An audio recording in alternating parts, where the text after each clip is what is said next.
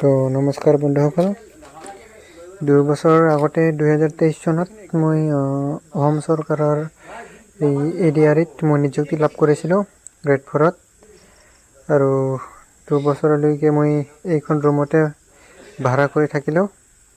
আপোনালোকে দেখা পাইছে মোৰ এই টিনৰ পাত, এই সেউজীয়া ৰঙৰ টিনৰ পাতখিনি মোৰ বহুতো ভিডিঅ'ত এইটো দেখা পাইছে। আৰু এই 2 দিনমান আগতে মোৰ ট্ৰান্সফাৰ অৰ্ডাৰ ওলাল। অৱশেষত বহুত চেষ্টা কৰাৰ ফলত মই কৰ্মৰত আছিলোঁ আমাৰ গোৱালপাৰা জিলাৰ লক্ষীপুৰ এই জলেশ্বৰৰ ফালে, জলেশ্বৰত।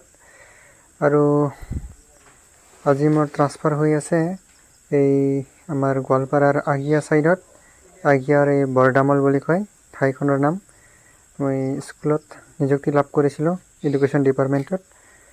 আৰু মোৰ ট্ৰান্সফাৰ হোৱাৰ কাৰণে মই আজি এই জলেশ্বৰৰ ৰুমটো খালী কৰিম আজি গোটেইখিনি।